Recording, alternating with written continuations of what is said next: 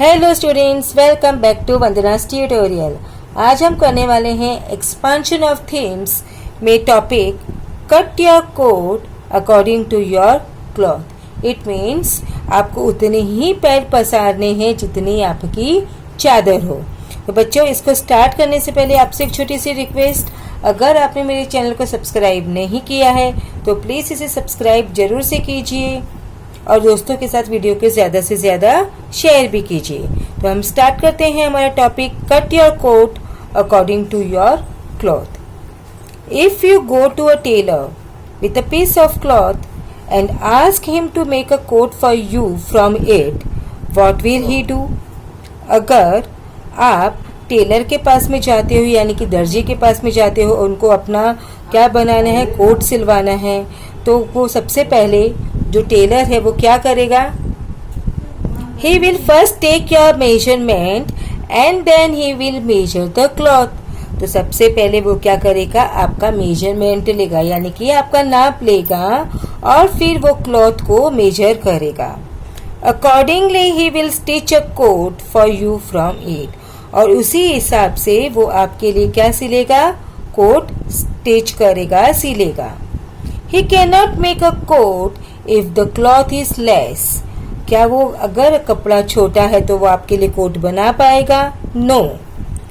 Even if he wants to, अगर वो चाह भी रहा है कि वो आपके लिए कोट बनाए, बट जो कपड़ा है, जो क्लॉथ है वो कम है, तो वो आपके लिए चाहते हुए भी कोट नहीं बना पाएगा। He must cut the coat according to the amount of cloth available। तो उसको क्या करना पड़ेगा? जितना क्लॉथ अवेलेबल है उसी क्लॉथ के अकॉर्डिंग उसको कोट बनाना पड़ेगा। In the same way we must spend money according to our income. इसी तरह हमें भी उतने ही पैसे खर्च करने चाहिए जितनी की हमारी इनकम हो, जितनी की हमारी कमाई हो। We must never spend more than what we own. हमें कभी भी अपनी कमाई से ज़्यादा खर्च नहीं करना चाहिए। Today the facility of being able to take loans makes us spend more than we have. आज हमारे पास में क्या फैसिलिटी है? हमें लोन मिल जाता है इजीली, तो हम लोन करके खर्चा करते हैं, लेकिन हमें ये चीज़ नहीं करनी चाहिए। अगर हमने लोन लिया है बट तो लेकिन रीपे तो हमें ही करना है ना। अगर आज हमारे पास में इतने पैसे नहीं है तो कल हमारे पास में इतने पैसे कहाँ जाएंगे, कहाँ से कि हम वो जो लोन लिया है उसको रीपे कर पाएं। However, if we keep on taking loans unthinkingly, it will finally lead you to our downfall when the time comes to return the loans। अगर हम इसी तरह बिना सोचे समझे लोन्स लेते रहेंगे तो क्या होगा? एक दिन ऐसा आएगा कि हमारा जो डाउनफॉल स्टार्ट हो जाएगा। कब? जब हमें वो लोन को रीपे करना पड़ेगा, क्योंकि हमने जितना लोन लिया है उतना लोन हमें रिटर्न भी तो करना ही है। Who has not read about people falling in the hands of money lenders and suffering? ये तो आप सबको पता है और सबने पढ़ा है कि कितने लोग ऐसे होते हैं जो मनी लेंडर्स होते हैं, उनके हाथों क्या हो जाते हैं?